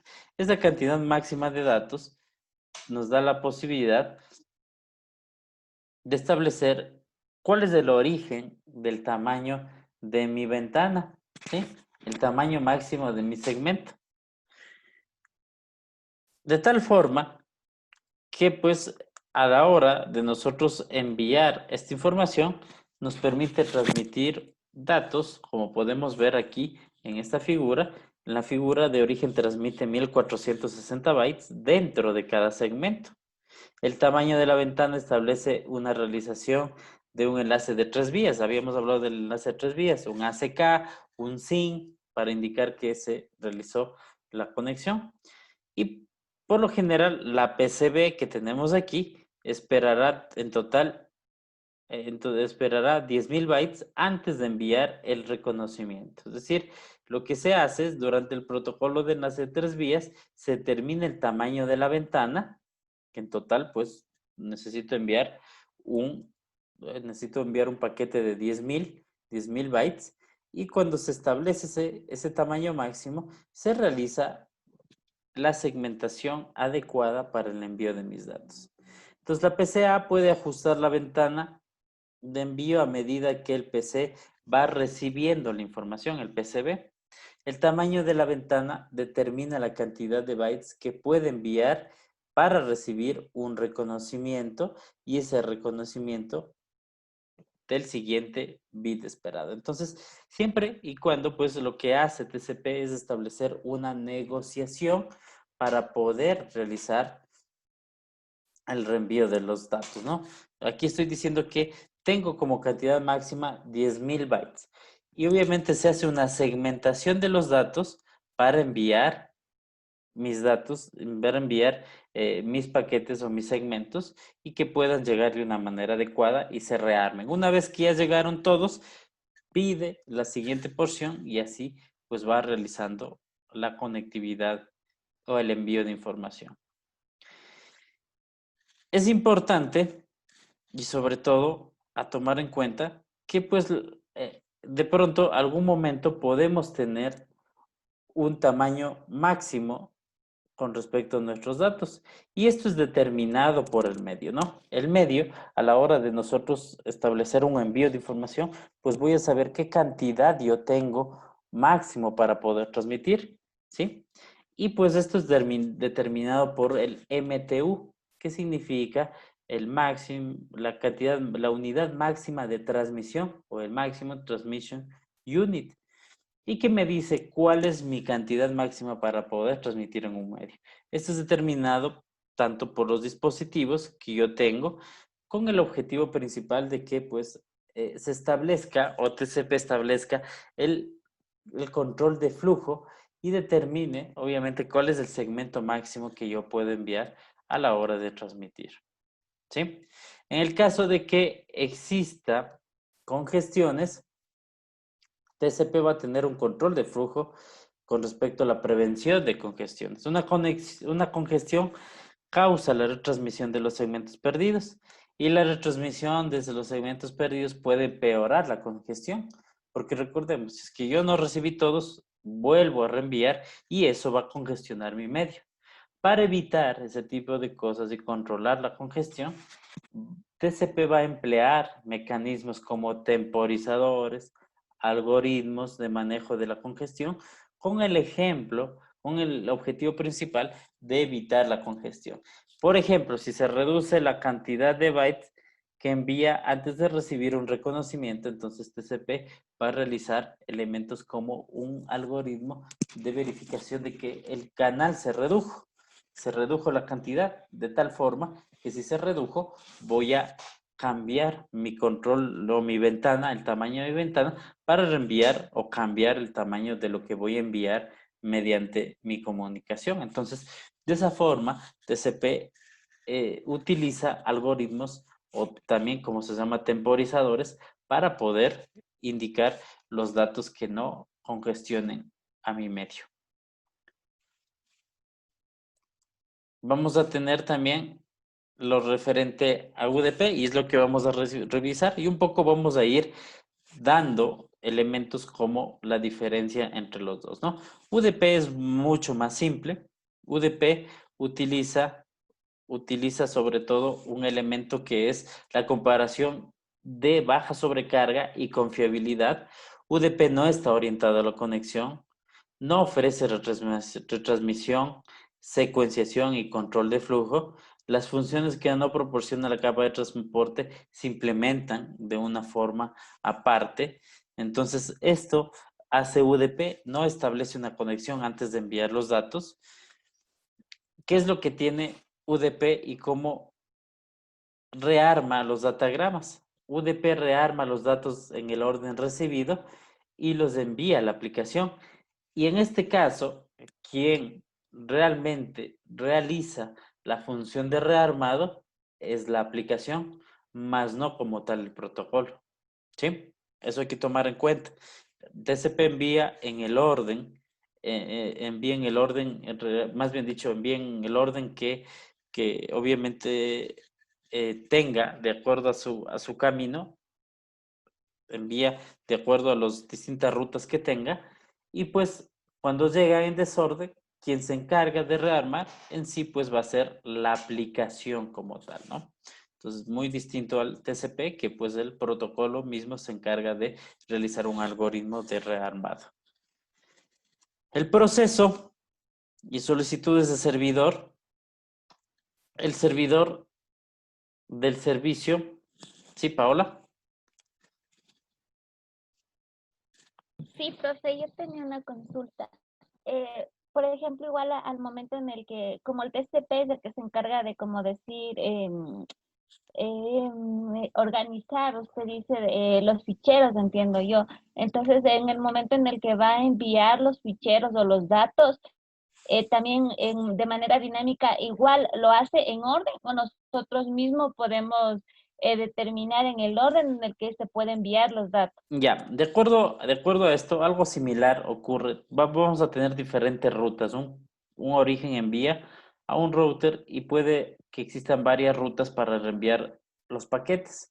O los segmentos se envían en varias rutas. Puede que un segmento se vaya por esta ruta y puede que otro se vaya por esta ruta de acá. ¿Pero eso lo hago yo o lo No, hace eso lo automáticamente? hacen los dispositivos intermedios, como un router, ¿sí? Y puede que lleguen en desorden. En el protocolo TCP, quien lo rearma es el mismo protocolo. En el protocolo UDP, quien lo rearma es la aplicación, ¿sí? Ya, profe. Entonces, el proceso de, una petición en UDP es basado, obviamente, con respecto a las aplicaciones. El servidor, por ejemplo, realiza una solicitud más bien dicho, el cliente realiza una solicitud al servidor y pues UDP recibe los datos por ese puerto y reenvía la aplicación o reenvía la aplicación reenvía la información basado en su propio puerto, ¿no? Es decir, por el mismo puerto de reenvía de UDP. UDP, en todo caso, pues realiza este proceso y basado en las aplicaciones utiliza los puertos, obviamente, que son conocidos para el reenvío de dicha información. ¿Cómo es el cliente o el proceso de cliente de UDP? El proceso de cliente de UDP, en cambio, utiliza un puerto dinámico, ¿sí? Del rango dinámico que tengo, usa la fuente para establecer una conversación o una comunicación con el servidor El destino, por lo general, utiliza un puerto conocido para comunicarse con el servidor y después de que el cliente ha seleccionado el origen el origen y destino de los puertos, pues envía o utiliza los mismos puertos para enviar el encabezado y empezar la transacción de nuestros datos. Como podemos ver aquí, el servidor responde. Aquí tenemos un servidor de radios y aquí el servidor utiliza dicho puerto, en este caso el DNS, para dicho cliente y pues utiliza los mismos puertos, ¿sí? Para reenviar la información. En cambio, los elementos como los clientes utilizan puertos dinámicos, ¿sí? Entonces, esto es un poco más simple que lo que hace realmente TCP, pero tomemos en cuenta que UDP utiliza esto con el fin de realizar la comunicación de una manera mucho más rápida, ¿sí? No está orientado a la conexión, no, realmente no se verifica si es que en efecto mis datos llegaron o no, no hace segmentación, pero pues el objetivo principal es enviar la información mucho más rápido, ¿no? Entonces, quien se encarga del rearmado en UDP es la aplicación, más no el protocolo como tal UDP, y pues de esa forma UDP en todo caso pues vendría a ser mucho más rápido, pero no necesariamente es confiable. Sí, aquí tienen en el módulo de práctica y quiz, ahí hay un laboratorio con respecto a este capítulo que lo pueden resolver y pues pueden realizarlo sin ningún inconveniente. No está complejo, realmente está bastante sencillo. Revisen la información que tienen en la plataforma NetAcad. Y vamos a ver el siguiente módulo, que es el módulo 15, que es referente a la aplicación, a la capa de aplicación. Y un tanto, pues, aquí complementando ciertos elementos, ¿no? Cuando hablamos de la capa de aplicación, nosotros vamos a hablar de la capa que permite ya establecer una comunicación con el usuario final. Y al hablar del usuario final, estamos hablando de los clientes, ¿sí? Entonces, la capa de aplicación, sobre todo, va a tener ciertos elementos y objetivos bastante importantes y a tomar en cuenta, que pues va a ser el objetivo de explicar los protocolos de la capa de aplicación, ¿sí? Explicar qué protocolos tenemos en la capa de aplicación, presentación y sesión, las conexiones peer-to-peer, cómo funciona el protocolo de web y correo electrónico, cómo son los servicios de IP con respecto a nuestros datos, ¿sí? A la información que tenemos y y obviamente los protocolos de comunicación.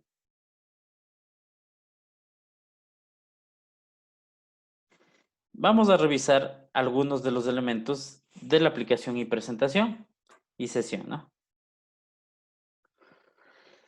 Cuando nosotros realizamos un protocolo, cuando realizamos, de hecho, cuando utilizamos se podría decir el modelo TCP, si un poco regresando aquí, aquí tenemos el modelo TCP, la capa de aplicación va a englobar tanto sesión, presentación y aplicación, que son capas superiores y que me permiten sobre todo establecer primero la comunicación, el formato y de hecho la interfaz de usuario.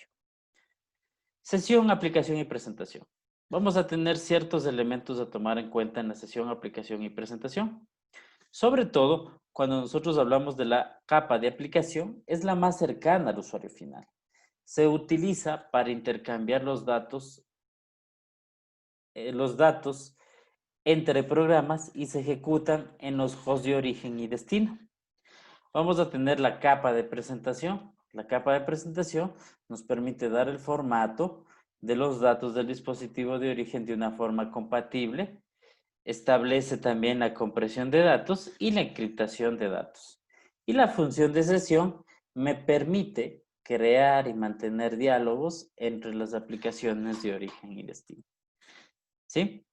Vamos a tener elementos como aplicaciones y protocolos de aplicación que van a permitir, de hecho, incluirnos en la parte de aplicación el HTTP, el FTP, el IMAP, DNS, que de hecho los vamos a ir revisando de a poco, ¿no? Entonces, muy importante. Sesión establece o define las sesiones entre cliente y servidor. Aplicación provee de los formatos de datos que vamos a tener con respecto a nuestra información, ¿no? Entonces aquí tenemos la capa de presentación que permite tener los tipos de datos. Y aquí hablar de tipos de datos, vamos a hablar los tipos JPG, MOV, TXT, PNG, SQL, cualquier otro tipo de formato. En la presentación es donde se definen dichos formatos. Y la sesión como tal me permite establecer o mantener los diálogos entre origen y destino. ¿Sí? Vamos a tener distintos tipos de protocolos de aplicación.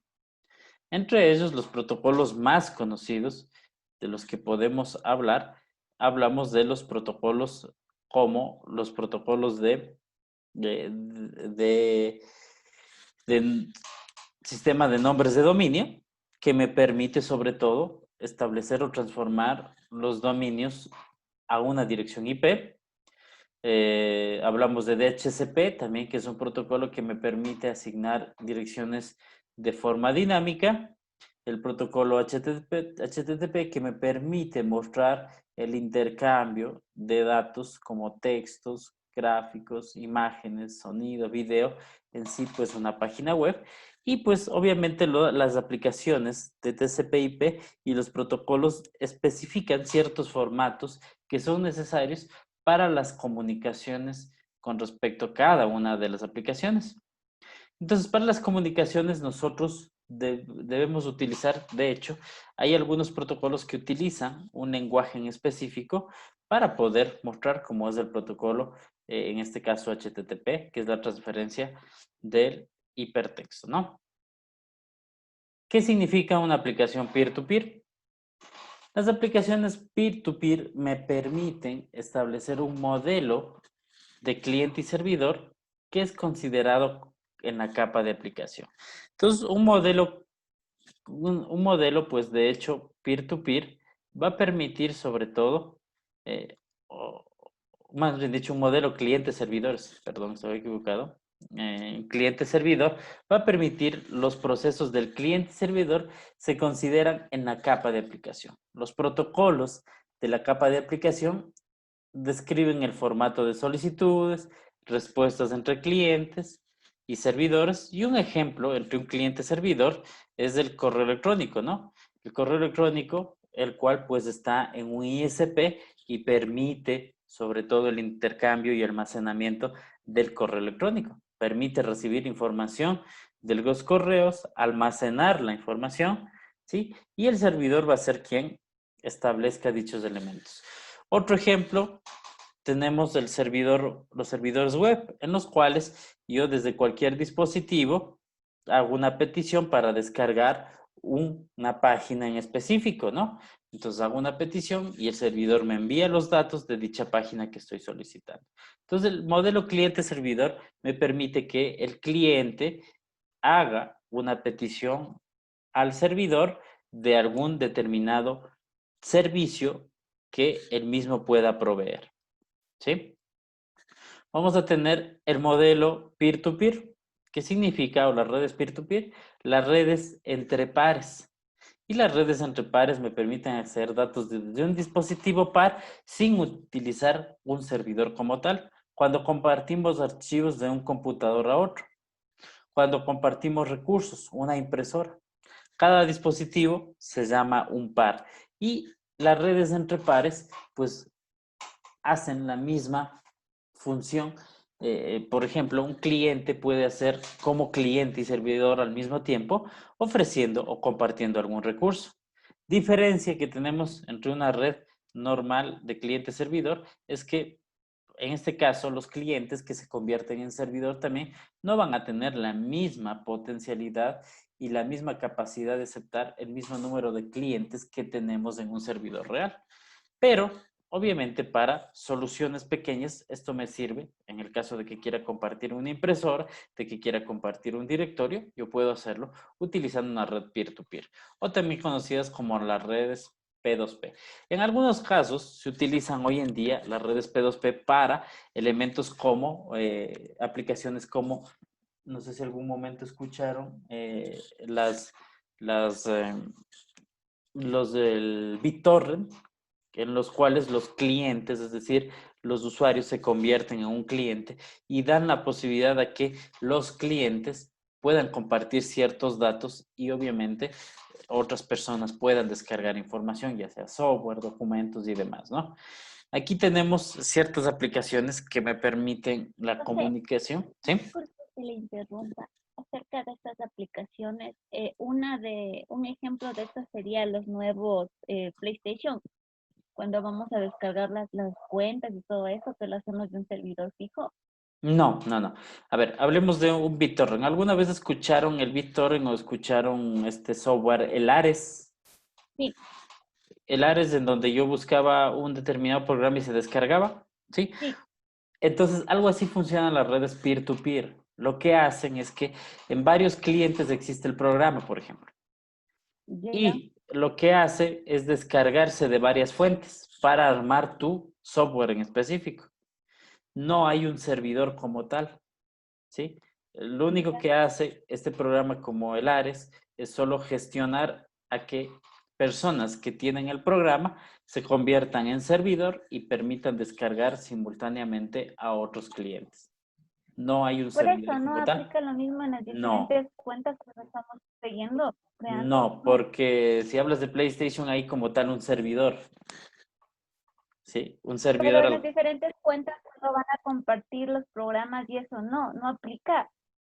Bueno, depende. Es que vas a compartir un programa, eso te digo. Tú tienes, por ejemplo, hablemos un archivo. El archivo A lo tienes tú y lo tienen 10 personas más, ¿ya?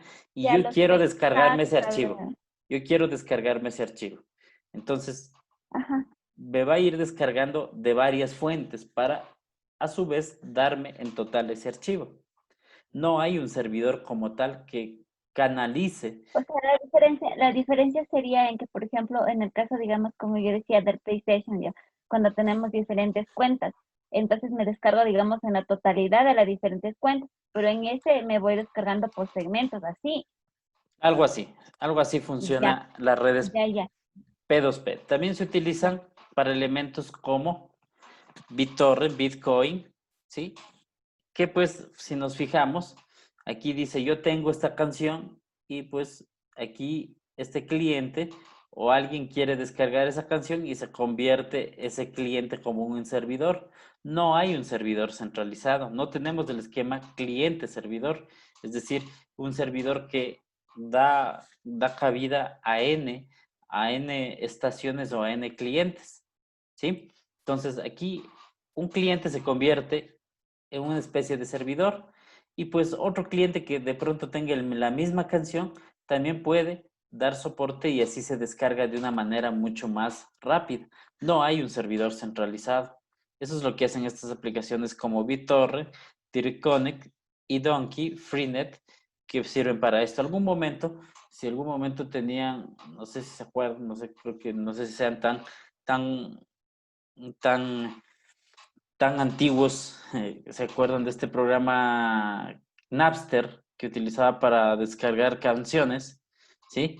Algo así funciona las redes P2P o peer-to-peer. No, profe, a ese programa no llegué yo No llegar. todavía. Ok, Napster hacía esto, ¿no? Yo tenía una canción y me descargaba y obviamente esa canción que me descargué ya se compartía a la red también para que otras personas puedan descargar. Entonces yo me iba descargando información y esas canciones también otras personas podían descargar. Entonces yo aparte de cliente me convertía también en un servidor una vez que ya los datos se descargaron. Algo así funciona, es este elemento del peer-to-peer. Vamos a ver cómo funciona el correo electrónico. Pues, profe, entonces sí es lo que yo le decía. Bueno, no lo he Porque revisado. De pronto sería de revisarlo sí, porque para... cuando nosotros vamos generando cuentas, hace así como ese programa que usted dice que ha habido antes. Ya, entonces sí debe ser una Ya, comunicación peer-to-peer. Ok, ese es el concepto de la comunicación peer-to-peer, ¿no? Vamos a ver qué hace o cómo funcionan los protocolos web e email. Un protocolo de hipertexto me permite dar la posibilidad de mostrar una página o transferir un hipertexto mediante un protocolo, ¿sí?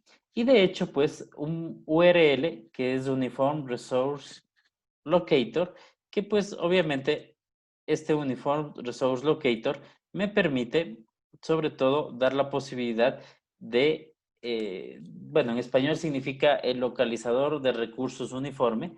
Un URL es una dirección o una página que tiene el protocolo HTTP, ¿no? Entonces se solicita la página, el servidor envía, obviamente, la página que está atada o que tiene como página de inicio al cliente y pues esta es interpretada por una aplicación. ¿Alguien me puede decir qué aplicación es esta? Cuando yo hago la solicitud de una página, ¿cómo se llaman las aplicaciones? ¿Cómo las conocen? Páginas web, Inge. No, exacto. Repita, profe, repita la pregunta. Yo hago una petición al servidor, ¿sí? El servidor me envía la página HTML. ¿Qué es un HTML? Algo como esto. Les voy a poner aquí un HTML. Hyper Transfer Protocol. Sí, el HTML va a ser esto. Todo esto que tengo aquí. Esto me envía el servidor. Pero ¿quién lo interpreta? Y de hecho estoy en esa aplicación que lo interpreta. ¿Cómo se llama esa aplicación? El browser. Browser o también conocida como navegador. El navegador, el servidor me envía esto, de hecho. Todo esto me envía el servidor. ¿Sí? Y el navegador, este es el hipertexto, ¿no? Y el navegador va a ser quien me muestre de la forma que tengo aquí. Entonces, de esa forma lo hace los navegadores y el protocolo HTTP. Y me envía de esa forma que ahora pues puedo ver como un HTML y pues se ve bastante ordenada, bastante bonita, pues lo hace el navegador. Entonces el navegador es la aplicación.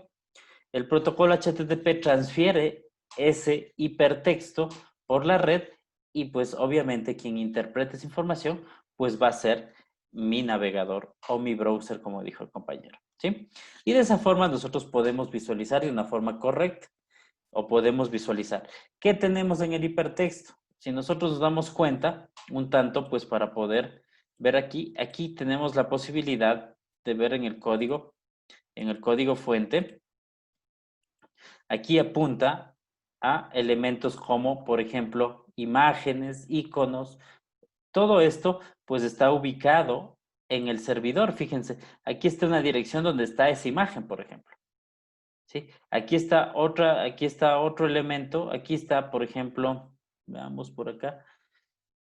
Aquí tenemos otro directorio que está en el servidor como tal. Entonces, el navegador lo que hace es la petición y el servidor como tal me devuelve ese hipertexto que apunta a ciertas ubicaciones que están en uno o varios servidores.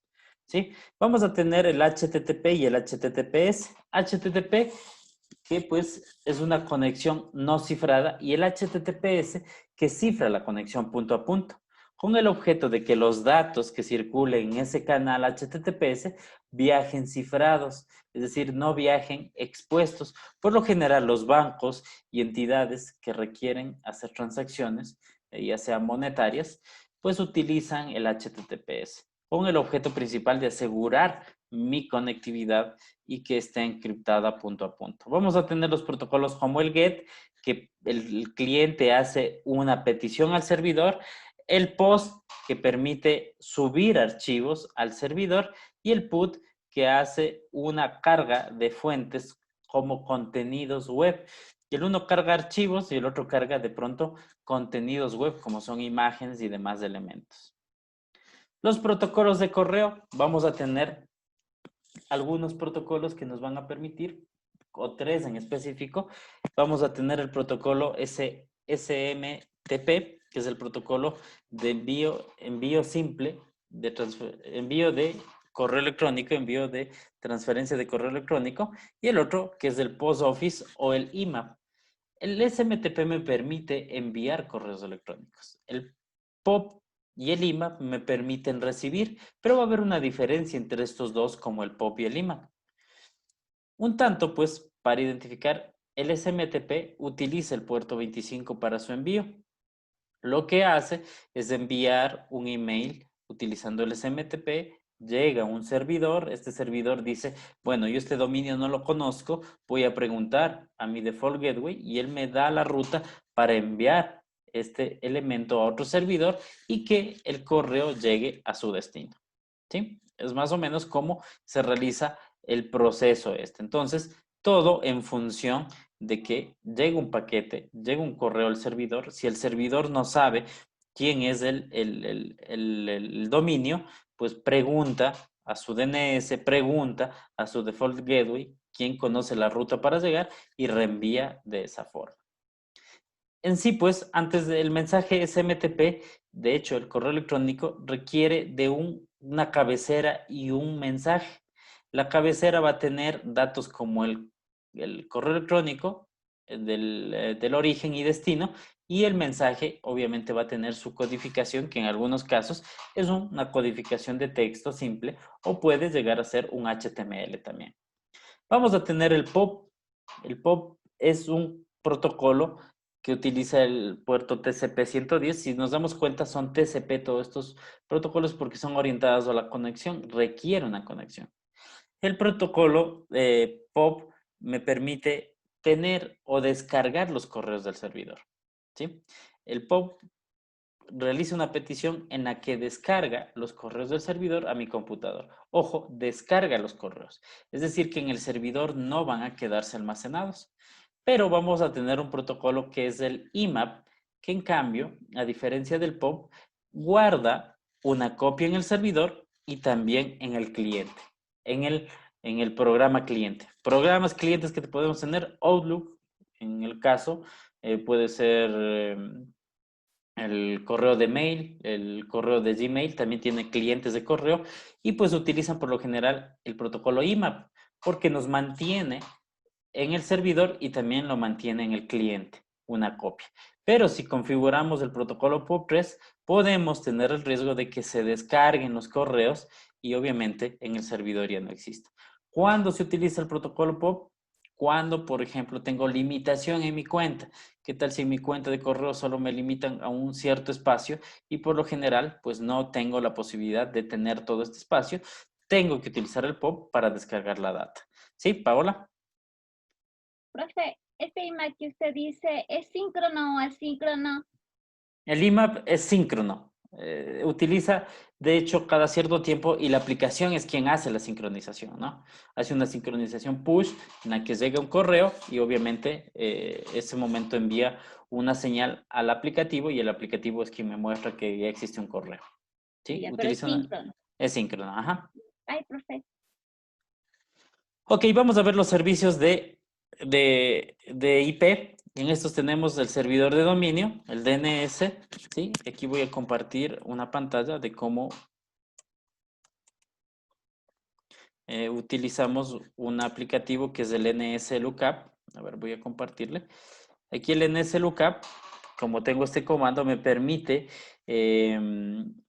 encontrar los nombres de dominio. Si pongo aquí esto, pongo .google.com, puedo darme cuenta cuál es la respuesta que tuve o la dirección IP de ese dominio. Lo que hace es transformar de una dirección de nombre a una dirección IP. Aquí me dice que este es mi servidor que me está resolviendo dichos nombres. Y aquí, obviamente, me da las direcciones ya sea IPv6 o IPv4 que tiene este dominio como tal Google. ¿Sí? Una de las herramientas NSLookup que podemos utilizarlo y que me permite transformar los nombres de dominio. Podemos tener nombres de dominio. En este caso, hablábamos de la respuesta no autoritativa. Podemos tener direcciones en IP versión 6. Podemos tener, si me aparece un MX, me dice que es un servidor de correo electrónico. Y pues esta un poco es la nomenclatura que me aparecería con respecto a los registros que almacena el DNS y los mensajes que el mismo envía cuando estoy resolviendo algún elemento. Entonces, si algún momento yo voy a enviar un correo y hago una resolución de nombres y me devuelve un MX, me está diciendo que ese es un servidor de correo electrónico que me permite de pronto reenviar los datos que yo necesito. ¿Sí? Los mensajes del DNS, vamos a tener elementos como preguntas, respuestas, una respuesta autoritativa o una adicional que nos podrían devolver mensajes con respecto a nuestro DNS. Como podemos ver aquí, nos aparece la respuesta no autoritativa. Aquí nos dice, ¿no? Que es la respuesta que tuvo, que no es una respuesta directa, que tuvo que realizar una serie de consultas para la misma. Vamos a tener jerarquía con respecto a DNS. Jerarquías con respecto al nombre de dominio, que tenemos el nombre final, la extensión .net, edu.com, puede ser el nombre de un país. Cada uno de estos elementos .com, .org corresponden a ciertas organizaciones. .com, una industria comercial, .org, una industria no sin fines de lucro, .gov de gobierno y el elemento final que tenemos .se, .au de acuerdo al país. Y tenemos subdominios. Y los subdominios van al inicio, en cambio. www, dirección web, FTP, servidor de archivos, mail, obviamente de correo electrónico. Esos son los subdominios que van atados a la estructura de mi dominio. Esto un tanto, pues, algún momento lo van a revisar de una forma mucho más a detalle en el CCNA2 y obviamente cómo configurar este tipo de elementos. El NSLOOKUP que les acabé de mostrar cómo funciona y me permite desde mi cliente poder realizar una resolución de dominios. Si es que en algún momento yo no, al realizar esta comprobación mediante el NSLOOKUP no tengo una respuesta, quiere decir que mi servidor de dominio tiene algún problema o está fallando y es una forma también de comprobar en el caso de que tenga problemas de conectividad. Ya que, pues, si quiero acceder a una página, no voy a poder acceder porque yo pongo el nombre. Y si no hay esa resolución entre IP y nombre, no voy a poder navegar en Internet. Tenemos el DHCP. El DHCP también una herramienta para el envío de información. Y el DHCP lo que hace es enviar un paquete, si es que hay un requerimiento de un cliente para DHCP, el DHCP me envía un paquete de datos. Y en este paquete de datos envía datos como la dirección IP, la máscara, me va a enviar el default gateway y me va a enviar el DNS. Eso envía como paquete al cliente. De tal forma que el DHCP utiliza estas operaciones. Mediante un broadcast, ojo, el cliente hace un broadcast. ¿Por qué hace un broadcast? Porque necesita saber quién le puede dar esta data. Entonces hace un broadcast y quien le responde mediante un broadcast hace un DHCP discover y quien le responde el servidor le hace un DHCP offer. El DHCP request en donde solicita la información para que le dé una dirección IP y le devuelve con el paquete de datos. ¿Qué tiene el paquete? Va a tener, como les había dicho, dirección IP, máscara, default gateway y pues DNS posiblemente. Esta operación de DHCP es la que me va a permitir, sobre todo, comunicarme con establecer comunicación con mis dispositivos, ¿no? Listo, y esto sería pues lo referente a algunos de los servicios, ¿sí? Creo que por el día de hoy vamos a quedar ahí. Creo que ya hemos cubierto un poco larga la sesión. Las actividades, por favor, quisiera que si es que en el caso hubiese problemas con respecto a cumplir con las fechas, sí me lo digan con anticipación el representante o los representantes del curso para obviamente tomar las decisiones adecuadas y poderles extender, pero siempre y cuando sean antes de que se finalice, ¿sí? Entonces, bueno, les agradezco mucho por su presencia, por su asistencia. Nos estaríamos viendo la siguiente semana. De acuerdo a los que se conectaron al Zoom, voy a ingresarles la asistencia y les agradezco mucho por su presencia y que tengan un buen fin de semana. Muchas gracias por el día de hoy. Que Muchas tengan un gracias, buen fin de profe. semana. Gracias. Buen fin de semana. La siguiente semana aclaramos cualquier duda con respecto a estos temas de igual forma, ¿sí? Ya, profe, gracias. Pasen bien. profe. Gracias. Gracias. Buen fin de semana, Inge.